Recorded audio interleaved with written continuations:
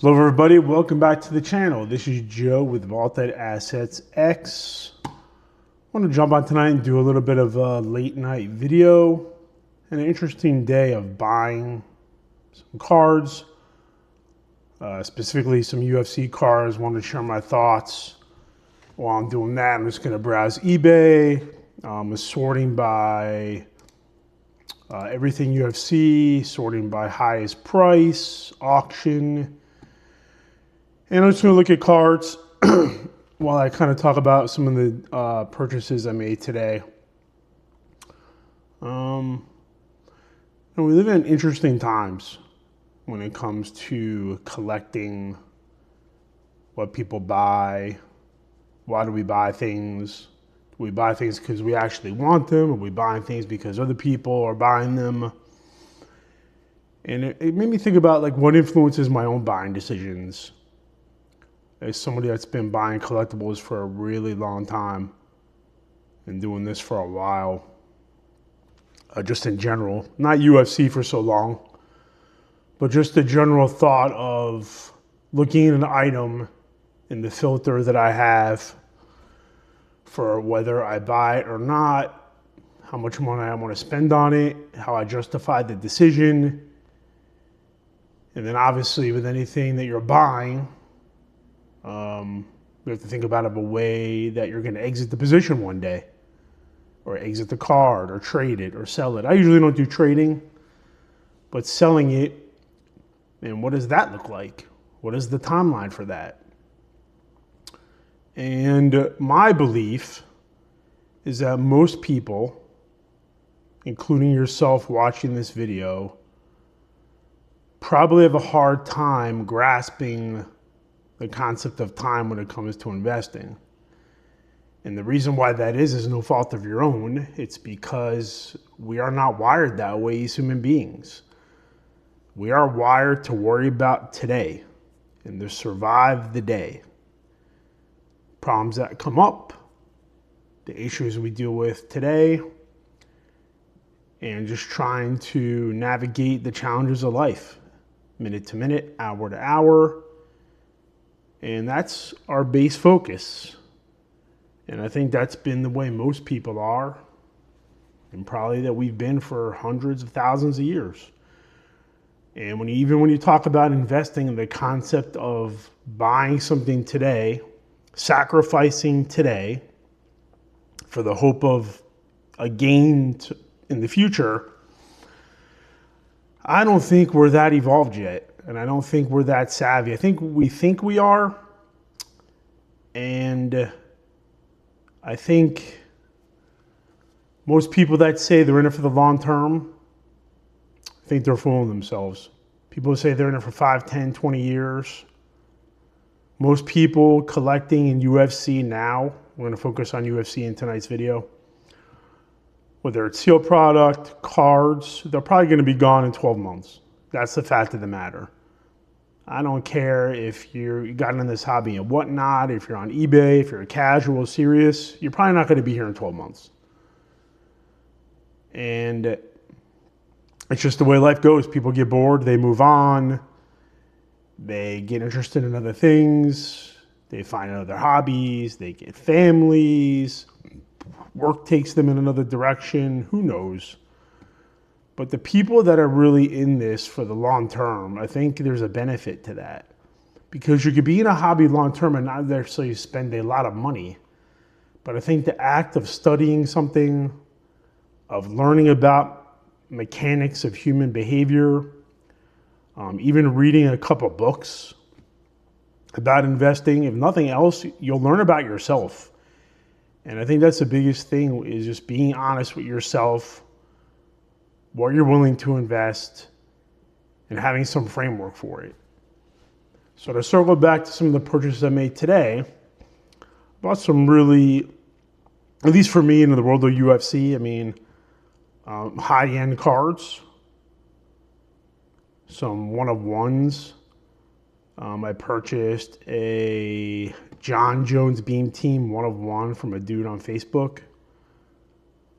I purchased a GSP one-of-one It's funny, the guy I was bidding with on eBay actually messaged me because I posted on my Instagram account that I won it. One-of-one GSP. And I kind of joked with him like, hey, I wish I knew you were bidding, so we kind of could have communicated and maybe I could have paid a little bit less, but it is what it is. But,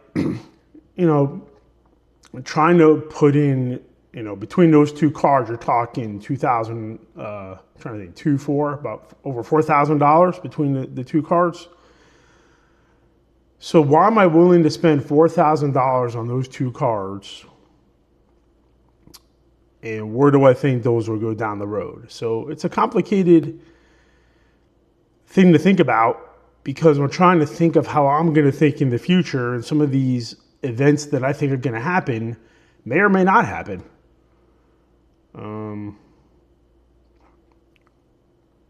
On the screen here, I saw this 2014 John Jones out of 8. Wow, I don't know what that was about. That didn't pop up. But anyway, like if I'm buying it, I think there's a brighter future ahead. So the GSP, there was an announcement about a month ago that they're coming out with a biopic, which is different than a documentary. It's more like a movie with actors, not a documentary with the actual person it's about. I guess that's kind of the difference. I'm not a movie expert, but that's my understanding.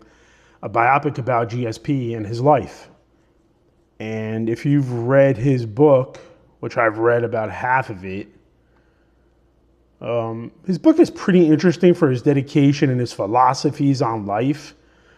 Frankly, his life itself isn't that crazy or chaotic like somebody like a Mark Kerr, that UFC fighter, and his like chaotic, insane life. I don't think GSP's life is that crazy like in his personal life. But I think the way he approached it is fascinating and very methodical and very helpful. And even he, to this day, you could buy training courses from him of, not to just train about like your physical training, but mental training and life philosophies and things of that nature. But anyway, going back to it, I just think that GSP items, especially the vintage stuff, but the one-of-ones, I just think has so much room to run between the biopic coming out. I know people are negative on the White House card, and regardless, I think it just brings in a whole new focus, more eyes on the sport, more people that get into it, and that's all positive to me. And I think there's a lot of momentum. Now, if the GSP card, let's just say I paid $1,000, I think I paid $1,100 for it. Called $1,100. Where do I think that goes from here? I honestly don't know the answer to that. Do I think it could become a $2,000 card? Absolutely. The car I purchased was raw, so I would have to get it graded. Actually, that's not true. I take that back. I'm thinking of the other card I was looking at. The GSP was graded. I think it was an 8.5 BGS. Actually, let me pull it up on my phone. I don't want to pull it up on the screen here. Let's see. Yeah, it was an 8.5. Man, I'm totally all over the place. It was an 8. So it was a 2025 Topps Royalty UFC Imperial Ink Platinum one-of-one. You could look it up on eBay. I'm not going to pull it up on the screen. But premium product of an all-time great one-of-one on-card auto. The thing that killed the grade was the surface got a 7.5. But for an 8, 3 of the subgrades are above an 8. So 9 centering, 9 edges, and 8.5 corners. Like, it really should have been an 8.5 in my opinion. But however BGS does their math on that, whatever. And also, I think the good thing about having a card like this, especially somebody like myself that does shows, like having it out of the show just brings the eyes' attention, gets conversation going. But also it adds to my GSP position. I mean, I've picked up now probably 30 grails, at least in my opinion, grails, hard to find GSP items. So add a 1 of 1 to my position is great. And then the other one I picked up was the John Jones Beam Team 1 of 1. So that's to be shipped out to me, but it's pretty much 99% locked in. And the Beam Teams are kind of sentimental. I've always loved the Beam Team cards from the basketball issue. The John Jones 1 of 1 is, the top end of that, in my opinion. The Islam just did 3,000. So get into the John Jones for about 3,000. It was 3,000, a little bit extra thrown in, so we'll call it 32. What the number was. But if you look at other card markets and you look at football and basketball, hockey, etc., like these 1 of 1s have room to run, and you don't need that many people to believe that. Like the 1 of 1 GSP, it was me and another guy that really bid it up. If you didn't bid on it, I think I would have won it for 9. So all it takes is 2 people. And I just believe in that card so much, and it's a visually stunning card. Like the foiling on it is gorgeous. But the Beam Team is just as eye-appealing as well. And you can make the argument that the Beam Team 1 of 1 and the out of 25 and the base, like they all kind of look the same. Like the foiling treatment isn't the same, which is a little bit of a negative in my opinion. But the dude I bought it from said the card itself is gorgeous, so I'm going to probably send it out to get graded, PSA or BGS, depending on what flaws I see. But again,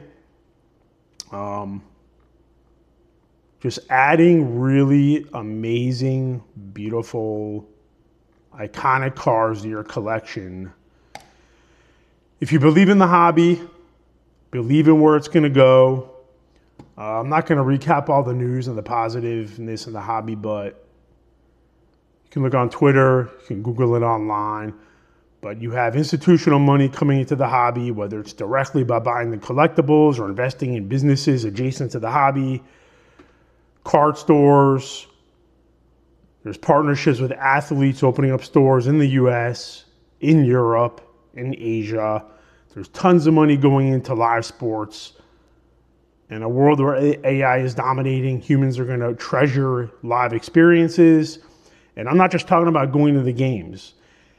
It's more than that. It's a whole cultural phenomenon about going to the game, getting VIP experiences at that event or game, buying the jersey at the game, getting interactions with the athletes at the game, and you're going to pay a premium for all this. That is where the culture is going. It is the upselling of the experiences and how the hobby ties into that. And it being in your face 24/7, you go to a game, a player or a fighter does something at the game or at the event or in the octagon, you can get the cards immediately. You can buy the stuff that they wear immediately. You can display it. It's a little bit of a flex, but that's the future. The currency online in the world of collectibles is how you collect, what you collect, the experiences you can share. And it's going to just blend over to what a collector is versus an investor versus a dealer. It's all going to be the same thing. It is. And if you don't look at it that way or start thinking it that way and processing these items that way, you're going to get left behind. And that's why if you look at, and again, this is a leap of a connection, and I'm not saying these cards are real estate, so don't take it the wrong way. I'm not that stupid. I understand the basic fundamentals of real estate, why it goes up, why there's value, why it goes down, tax implications. Real estate gets treated differently from a tax point of view. And there's a reason why billionaires dump money into real estate in the certain states. And I'm not going to go into that. But my point is if you look at the way this younger generation is coming up, and even the tail end of my generation, the value of having these images and this cultural property, it is a type of cultural real estate. And having these cards on your account and displaying them and having them part of your online persona and who you are, and you could say you own this card, and even showing up to a show and displaying it, there is value in that for your brand online if you give a shit about that. And I think that, I mean, my gosh, I have 120 subscribers on my YouTube. I have 860 on my Instagram. Like, I am nobody. But I do value my brand in the sense that when I buy something from somebody or I sell something from somebody, I want them to trust me. I want them to know they're dealing with an honest person. I want them to know that I back up my sales. Or if I'm going to say I'll buy something, I do, and I'm not going to flake. I'm going to send you the money. And little by little, brick by brick, over time, I hope to build it up. And like some of the cool people I've met already, and I've talked about this in previous videos, is been worth more than the money could ever be. Connections, people reach out to me with cars they have for sale. They know somebody selling something, and all this stuff just pays forward. So if you're going to be involved in collecting, it doesn't matter if you have a $100 budget, $1,000 budget, $100,000 budget, $1 million budget. Buy the best you can afford. Have a framework of a plan of why you are collecting things and why you're going after them. I can't stress that enough. Even I sometimes get thrown off the path and collect things out of what I want to because I think the car looks cool, because I think there's demand for it. Sometimes I buy things just to flip. I'm guilty of it.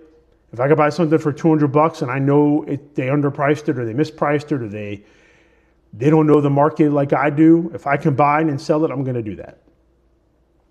I've always liked this card here. John Jones, Daniel Cormier, 2025 Panini Combat Anthology. I know they're stickers, but you know these two iconic fighters have had some great matches out of 25. I'm adding that to my watch list. It ends in 5 days. I will come back and bid on that eventually. Anyway, back to the video. So that was basically about it. I just want to jump on and kind of talk about that. Are you investing? Are you speculating? Are you gambling? It's all blends together. Anybody that has these strict definitions, I think they're deluding themselves. The biggest thing you could take away is just be honest with yourself what you're trying to do. Are you building a collection long-term? Are you doing short-term flips? And just have a plan. And the biggest thing is to have a plan to test it out, but to see it through. Like if you have conviction in something, like I was talking to a dude today that I have high conviction in GSP. Like I will buy that stuff, and if it doesn't do what I think it's going to do, from a financial point of view, I will probably just sit on it for a decade. I don't care at that point. Luckily, the money I'm using to buy and sell collectibles in this realm, I don't need the money. It's all money I've made in my career over the years. My collection is built up, and I could afford to take some relatively moderate risk. The sealed is lower risk in my opinion. The sealed is like try to get your 5, 10, 15% a year. Very slow, very methodical.